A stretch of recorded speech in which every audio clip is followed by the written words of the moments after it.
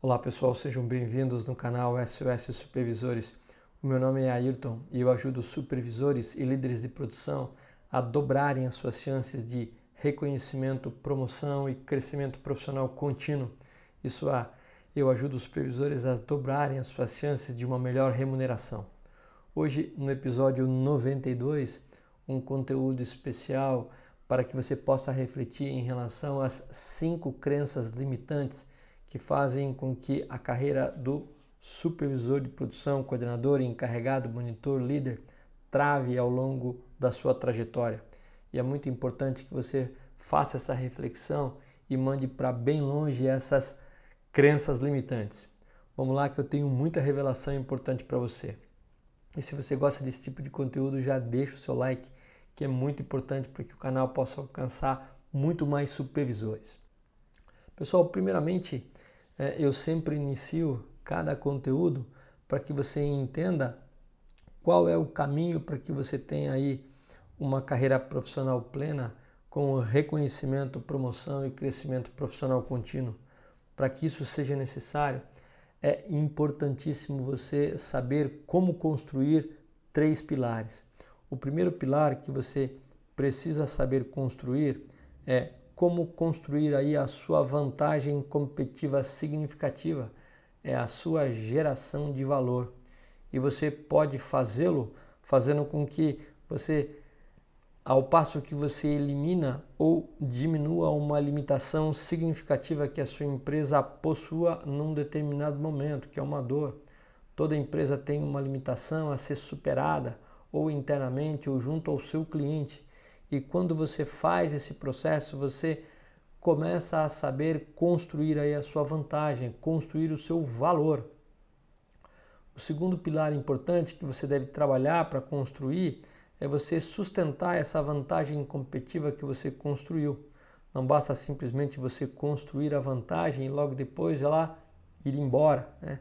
É como manter, quais são os processos importantes para manter esse valor construído. E o terceiro é a capitalização dessa vantagem competitiva que você foi construindo e ir construindo outras mais, para que realmente a sua consolidação como uma pessoa diferenciada, como um talento, seja realmente reconhecida. E é na capitalização que você começa a ter a oportunidade de ser reconhecido como um profissional diferenciado, um talento realmente, né?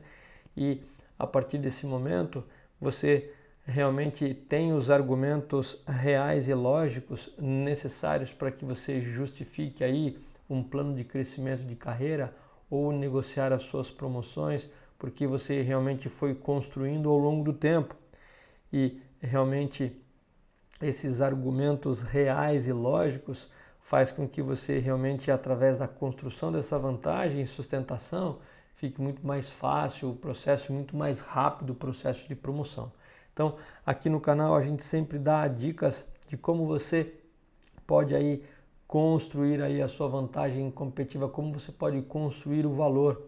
E no episódio específico de hoje, refletir sobre as crenças que realmente habitam a mente da supervisão e podem fazer com que a carreira dele fique travada, é um bom conteúdo para que você possa realmente acelerar o seu processo de construção de valor. Então, é sobre isso que é o nosso conteúdo e eu tenho certeza que você vai se impressionar em relação a alguns pontos que talvez você construiu ao longo do tempo, tá? E esse conteúdo basicamente foi em cima de 5 crenças que eu mesmo tinha quando era supervisor de produção lá na década de 90 e que me atrapalharam por um bom tempo ser reconhecido e conseguir aquelas promoções que eu queria. Então, em função dessa experiência, eu vou revelar para você hoje para que você possa aí tirar suas próprias conclusões. Pessoal, o que é uma crença limitante, né? O que é uma crença limitante? Crença limitante é toda aquela crença, é algo que você acredita e que limita você em entregar mais valor, entregar mais resultado e realmente vai limitar você o que? A construir aí a sua vantagem competitiva em favor do seu crescimento, bem como do crescimento da empresa. Então, é tudo aquilo que você acredita e que está muitas vezes no seu plano inconsciente, mas que atrapalha o seu dia a dia. E isso foi originado através da influência de alguém que passou para você.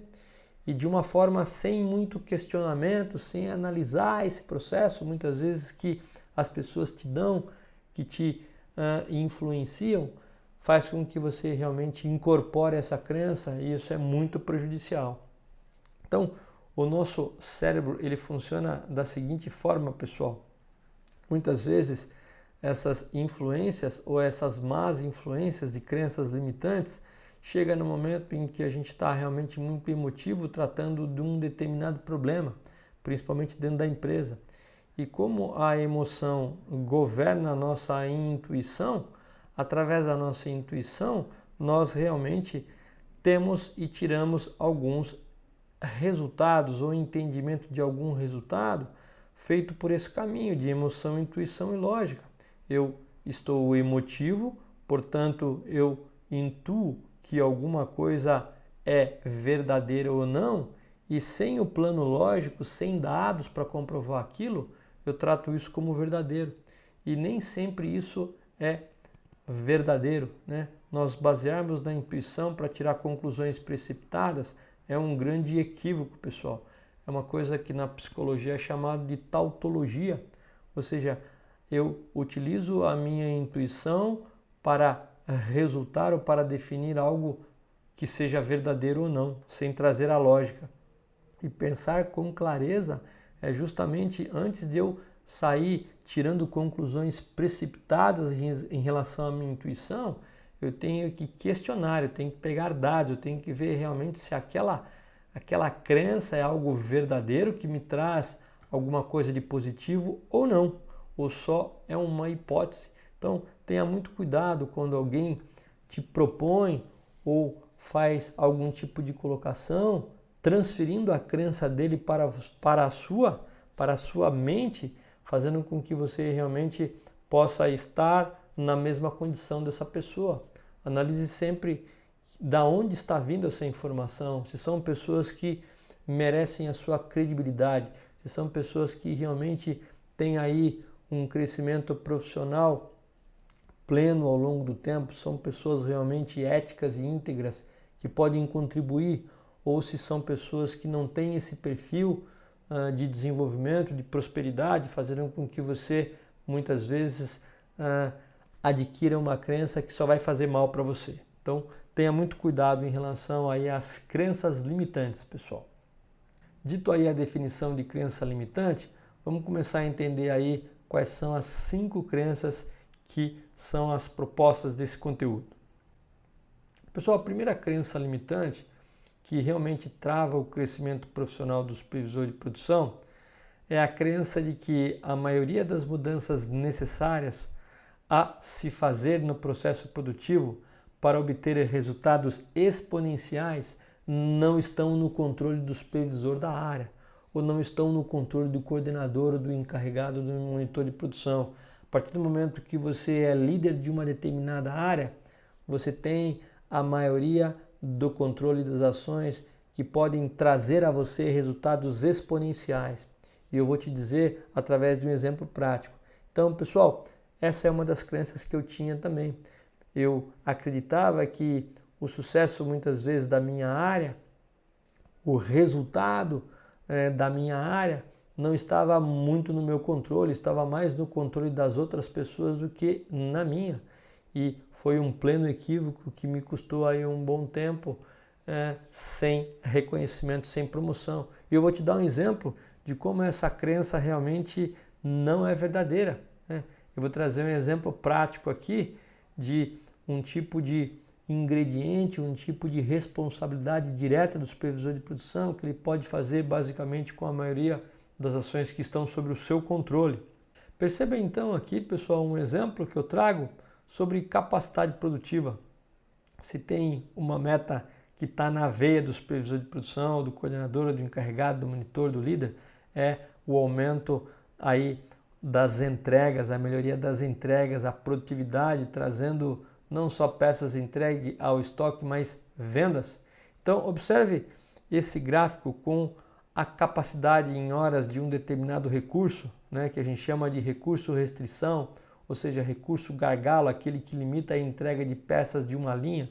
Então, digamos que essa primeira barra seria a quantidade, né, o tempo total em horas que a empresa pode usar um determinado RRC. RRC, pessoal, significa recurso com restrição de capacidade, ou seja, o gargalo. Então, todas as empresas têm 24 horas, né? Se você vai utilizar ou não, depende de alguns fatores, mas aqui é o tempo total que a empresa pode usar um recurso com restrição de capacidade. E o que são essas 16 horas, pessoal? Essa barrinha verde é o tempo que a empresa programa o RRC. Então, digamos que você só tem demanda para 2 turnos. Então, o seu planejamento vai programar o seu recurso com restrição de capacidade ou aquele gargalo que está dentro do layout de fabricação da sua linha, 2 turnos, ou seja, 16 horas, porque só tem demanda para 16 horas. Agora, o que é capacidade prevista, pessoal? Esse 12 é o tempo que esse recurso com restrição de capacidade, ou seja, o gargalo, prevê processar os produtos. Por exemplo, o planejamento muitas vezes ele prevê processar aí 75% daqueles 2 turnos de 16 horas.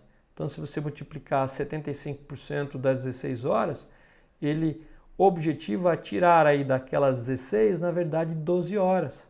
Então, ele vai realmente programar aí 75% daquelas 16 horas. O que são as 16 horas, pessoal?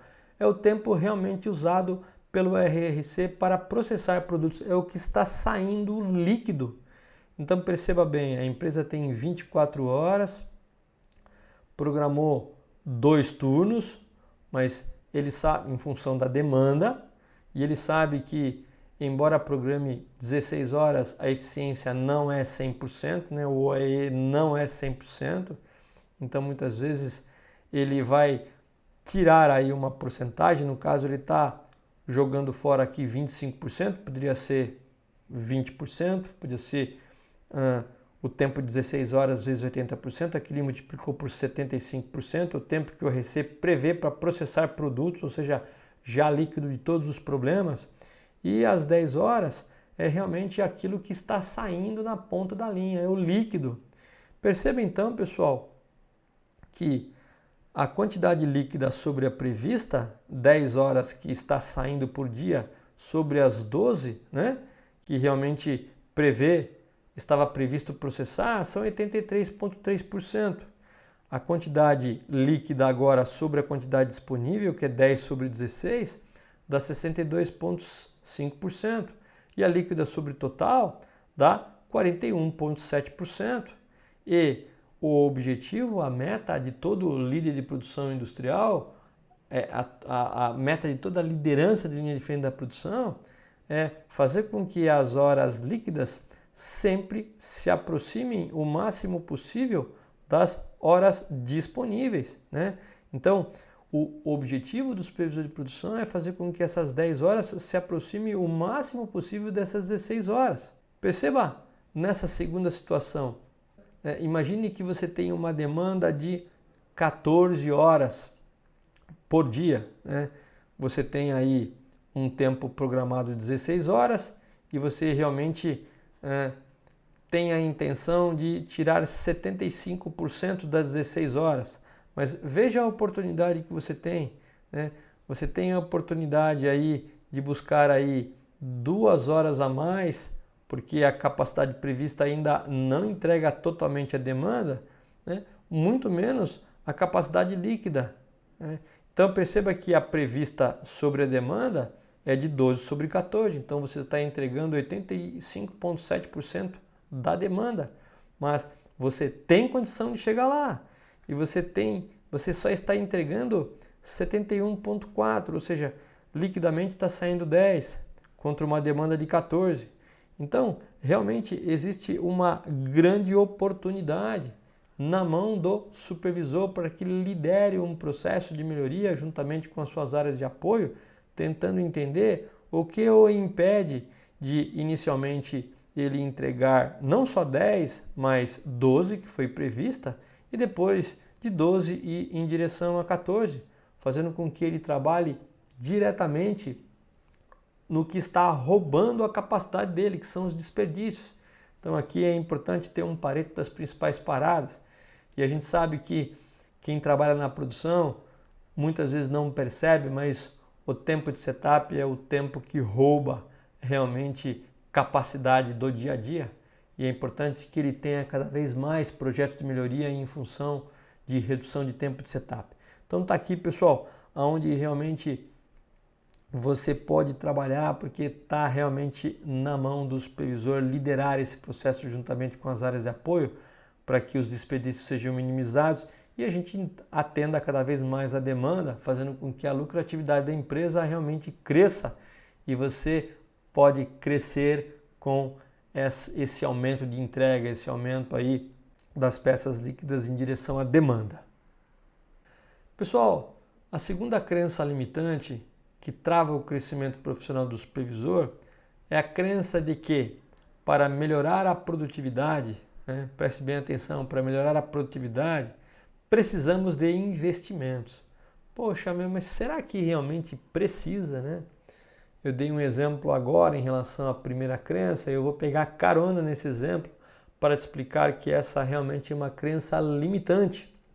Perceba, pessoal, através aí dos 5 passos de focalização da teoria das restrições, ele diz o seguinte, né? O primeiro passo, eu preciso identificar a restrição, porque aquele recurso que é o mais lento de uma linha de fabricação, ele é que define realmente a quantidade a ser vendida de um determinado dia, de uma determinada linha de produção, né? Então, o primeiro passo é identificar essa restrição, o segundo é explorar a restrição. O que é explorar a restrição? É realmente fazer com que a gente minimize cada vez mais os desperdícios. Por exemplo, se você tem um OE de 60% ou de 65%, o objetivo é se aproximar cada vez mais de 85%.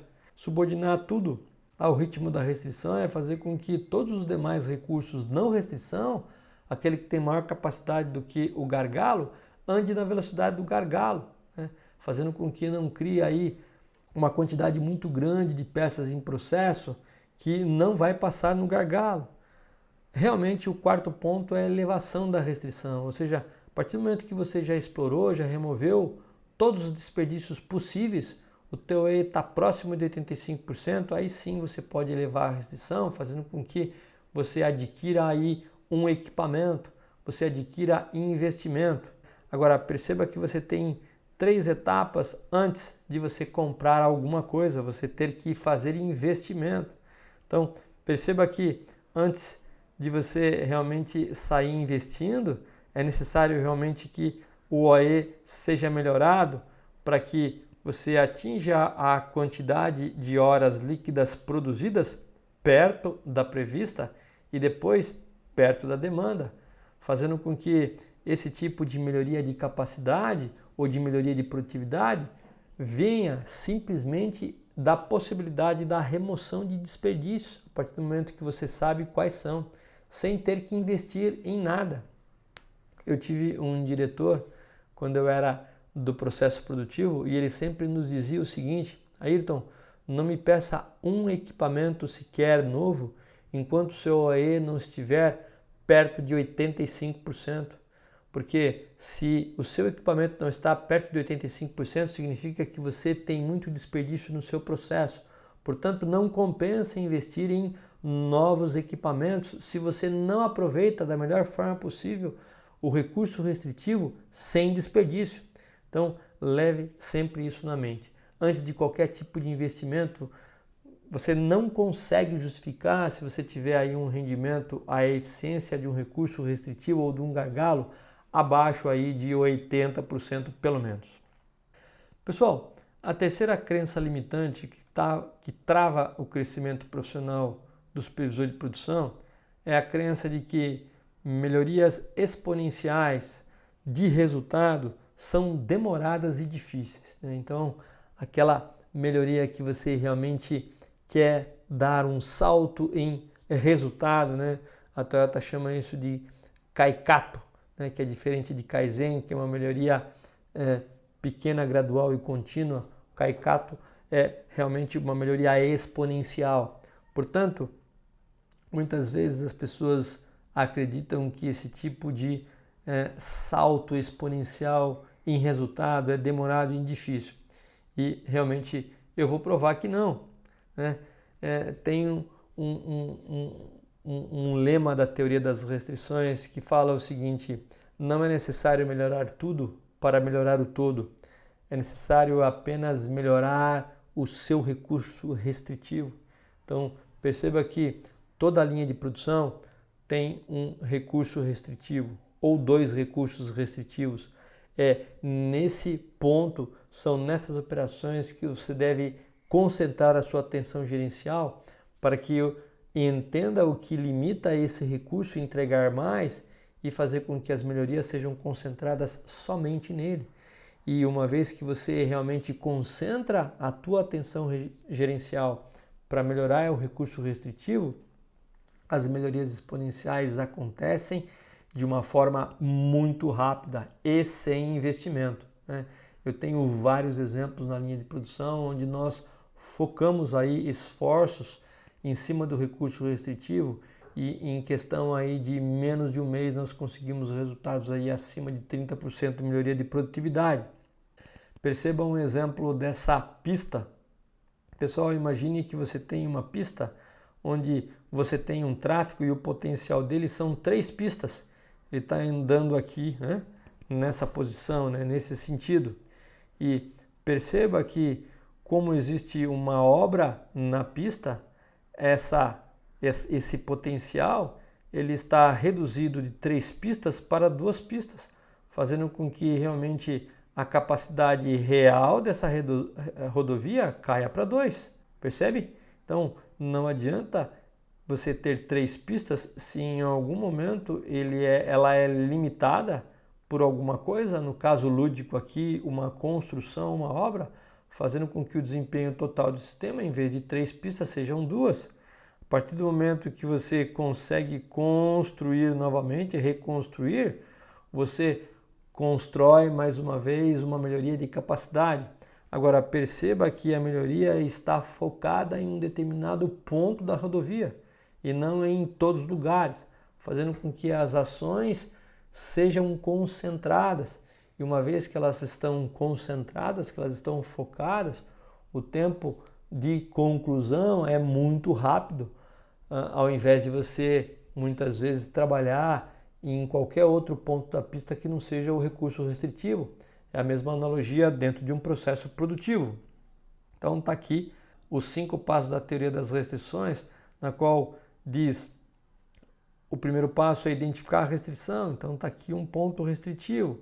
Explorar a restrição é tentar fazer com que realmente as melhorias sejam, os desperdícios sejam removidos da melhor forma possível nesse ponto. Sincronizar o sistema, não adianta fazer com que a gente entre com mais carros. Muitas vezes a gente tem que controlar a quantidade de carros, porque mais carros, em função dessa restrição, só vai aumentar o tamanho das filas. Elevar a restrição, ou seja, construir e arrumar definitivamente o problema. E aí executar o processo de melhoria contínua.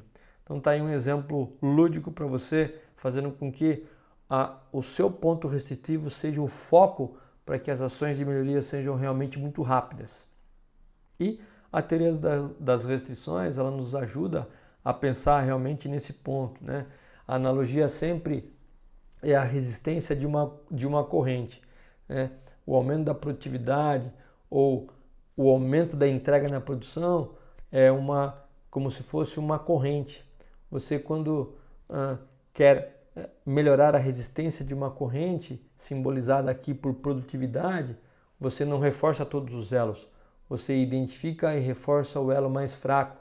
Cabe então nós identificarmos qual é esse elo mais fraco no processo produtivo, fazendo com que as ações sejam focalizadas e então a velocidade de melhoria seja muito maior em relação às demais, mesmo porque não é necessário implementar melhorias em pontos da corrente em que ela não seja frágil. Pessoal, a quarta crença limitante que trava o crescimento profissional do supervisor é a crença de que as máquinas nunca podem parar, né? E as pessoas precisam sempre estar ocupadas, né?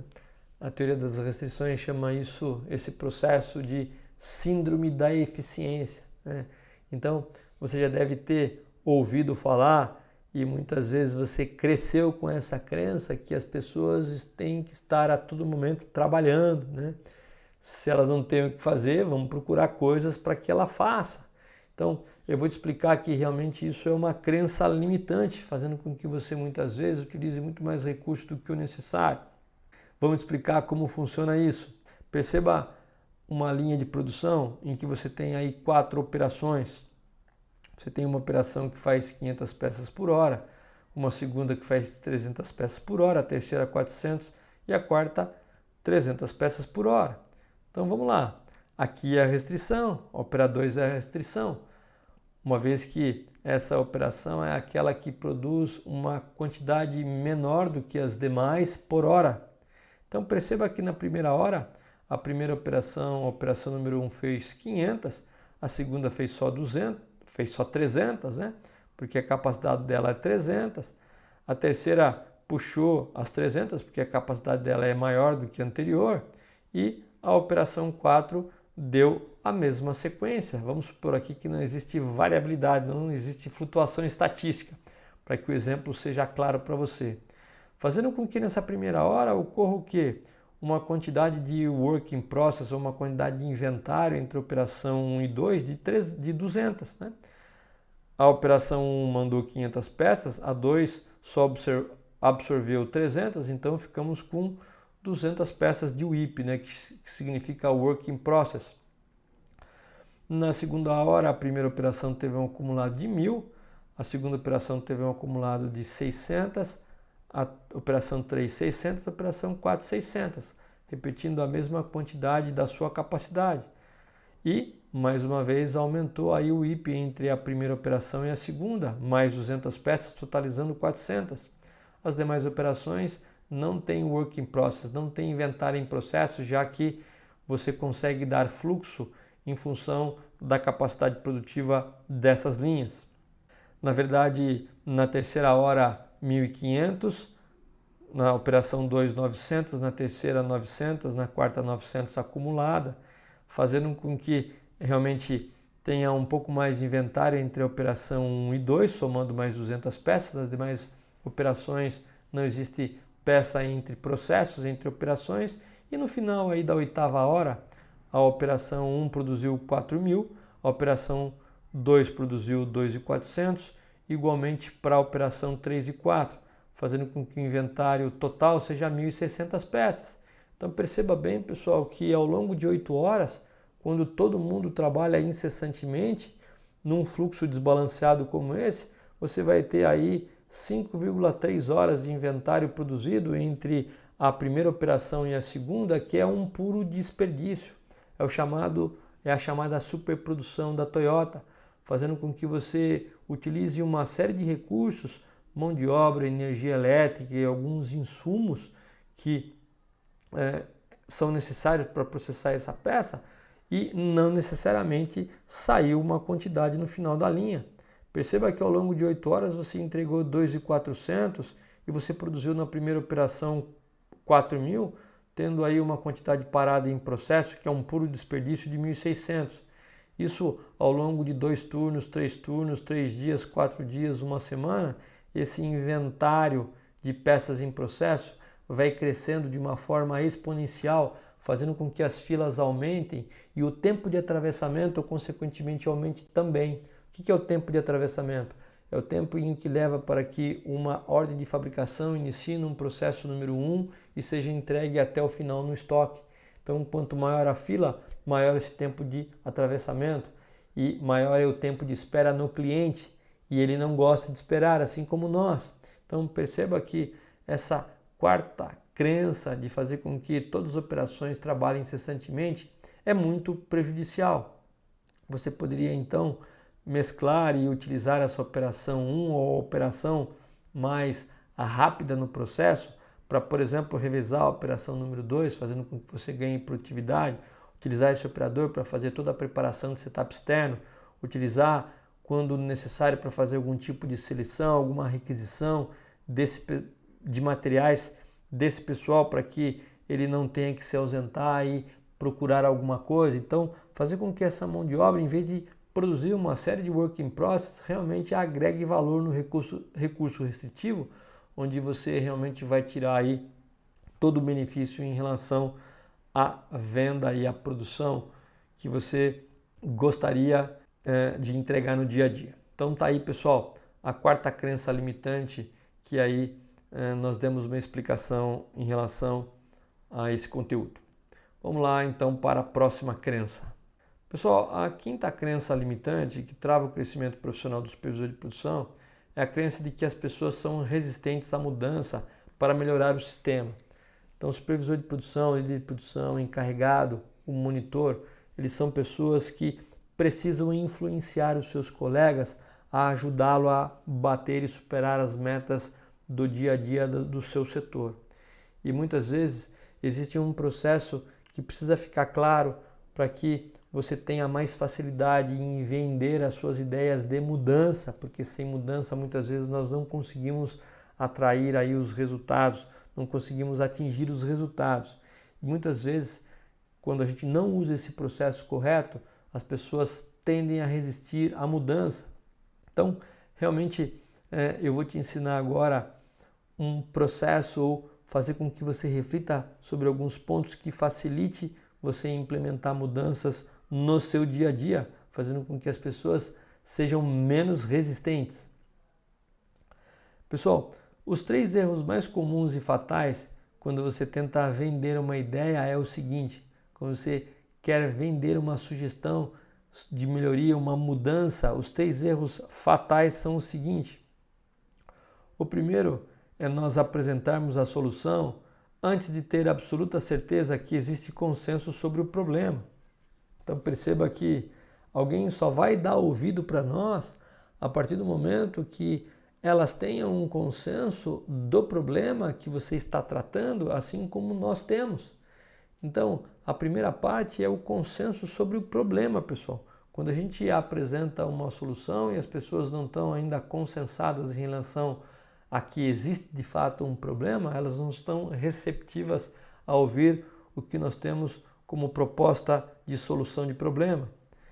O segundo erro é não ter consenso sobre qual é a direção da solução. Então, a partir do momento que as pessoas têm consenso sobre um problema, elas precisam ter um consenso de qual é a direção, qual vai ser a solução adotada, ou pelo menos a direção adotada para que aquele problema seja solucionado.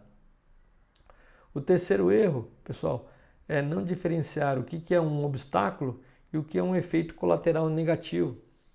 Quando você sabe exatamente a direção da solução, pode alguém chegar e falar para você: olha, essa solução é interessante, mas ocorre aí um efeito colateral negativo no processo, que vai inviabilizar aquela solução.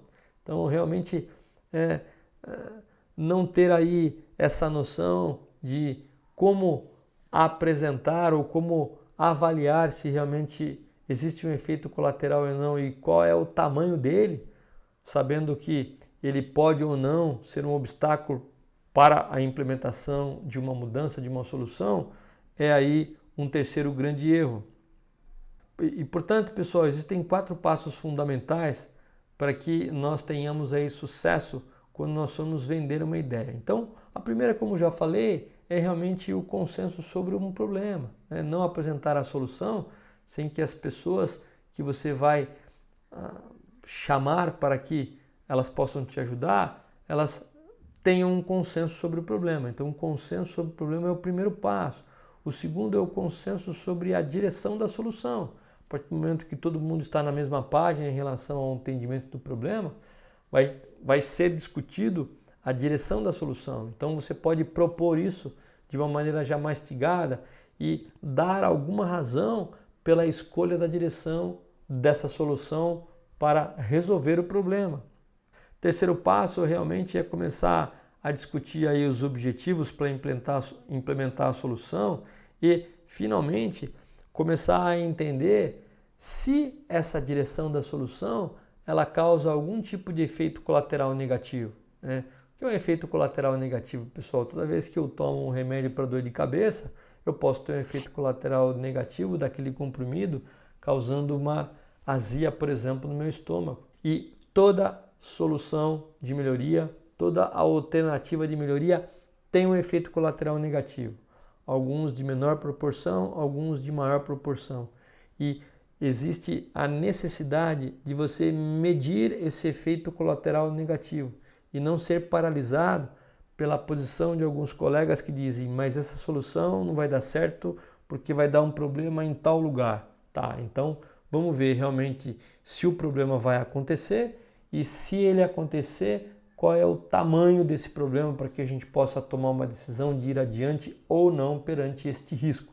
Então, pessoal, basicamente, então, esses pontos fundamentais, né? Principalmente em relação ao consenso sobre o problema, direção da solução, né? Objetivos em relação à implementação da solução e principalmente levantar os possíveis efeitos colaterais negativos do processo, fazer experimentos para verificar se ele realmente existe e, se existe, qual é o tamanho, fazer a mensuração para que os colegas possam discutir e verificar se vale a pena ir adiante ou não. Então está aqui os erros mais comuns e como você pode fazer para vender melhor a sua ideia, fazendo com que essa crença aí, que as pessoas são resistentes à mudança, sejam minimizadas. Pessoal, então, qual é o resumo das 5 crenças que travam o crescimento profissional do supervisor de produção que nós tratamos hoje aí nesse conteúdo número 92 e que você realmente precisa refletir sobre elas, fazendo com que muitas vezes você busque o entendimento contrário, fazendo com que você as elimine, tá? Para que não prejudique o seu crescimento profissional. Então, a primeira crença que nós tratamos nesse conteúdo foi a crença de que a maioria das mudanças necessárias a fazer no processo para obter resultados exponenciais não estão no controle do supervisor. E essa é uma crença realmente muito limitante. Eu te dei um exemplo nesse conteúdo que não, você tem sim a maioria das ações que estão sob o seu controle e que podem buscar resultados exponenciais. Basicamente, tem alguma ou outra que pode aí não estar ao seu controle, mas eu tenho certeza que a maioria das ações que estão sob o seu controle são o suficiente para buscar aí resultados exponenciais. E nós demos exemplos no início do conteúdo em relação a esta crença. A segunda crença de que para melhorar a produtividade precisamos de investimento. Se você utilizar aí os 5 passos de focalização da teoria das restrições, você vai saber que se você foca em pequenas ações e você melhora aí exponencialmente a sua capacidade produtiva, por exemplo, simplesmente através da eliminação de desperdício, não é necessário você investir. Você só precisa investir na produção a partir do momento que o teu OE chega aí esbarrando perto de 85%. Aí sim justifica você comprar um equipamento que possa custar aí um bom investimento, mas sem você trabalhar fortemente para chegar no aí próximo a 85%, você vai encontrar barreiras e dificuldades para justificar. A crença de que melhorias exponenciais de resultados são demoradas e difíceis, aí a terceira crença. Então falamos também que a partir do momento que você foca ações de melhoria no recurso restritivo, o tempo é muito menor em função da focalização não só de ações de melhoria, mas como de recursos, fazendo com que você tenha aí resultados exponenciais aí em menos de um mês muitas vezes. A quarta crença de que as máquinas nunca podem parar e as pessoas precisam sempre estar ocupadas é realmente uma crença limitante e muito prejudicial. Nós demos um exemplo de como a maioria das linhas e de um sistema eles são desbalanceados. Você trabalhar com um recurso não restritivo a todo tempo vai fazer com que você tenha muita peça em processo, você tenha superprodução e além dos teus custos operacionais mais altos, faz com que o tamanho da fila aumente e o tempo que você tem para entregar uma ordem de produção seja muito menor, que é uma desvantagem competitiva em relação ao seu cliente. Quinto, a crença de que as pessoas são resistentes à mudança para melhorar o sistema. Então, como você precisa influenciar as pessoas para que lhe ajudem, É importante você saber quais são aí os principais obstáculos, fazendo com que as pessoas se afastem e você tenha dificuldade em receber ajuda. Então busque sempre o consenso sobre o problema que você está tentando traçar. Traga clareza em relação ao problema e por que ele é um efeito indesejável no seu processo. Depois consense a direção da solução. Apresente a sua direção ou peça ajuda se você não a tiver, mas se tiver, dê as razões pela qual você quer escolher aquela direção ou discuta em consenso qual seria a melhor para a equipe. E terceiro, realmente avalie e quantifique algum possível efeito colateral negativo que possa existir ou que possa ser levantado por algum componente do grupo. A partir do momento que você não só ouve que aquele é um efeito colateral negativo, mas você realmente verifica se ele acontece e mensura, você pode muitas vezes mostrar para a equipe que aquele efeito ou não existiu ou ele é irrelevante, fazendo com que a implementação de mudança vá adiante e tenha sucesso. Então tá aí, pessoal, as 5 crenças limitantes que travam o crescimento profissional do supervisor de produção. E se você quiser ver em detalhes, é só retornar ao vídeo que eu dou exemplo claro em cada uma dessas 5. Pessoal, esse é o conteúdo de hoje. Se você gostou, aí já deixa o seu like, envie essa sugestão para que a gente possa entender quais são os seus principais problemas e poder encaminhar aí uma direção aí para a solução. Compartilhe esse conteúdo com colegas que talvez partilhem ou que você saiba que tenham essas crenças. Deixe seu comentário, não esqueça também de se inscrever no canal e acionar o sininho, porque quase todo dia nós temos um conteúdo novo para você e pode fazer diferença no seu crescimento profissional. Muito obrigado e até o próximo episódio.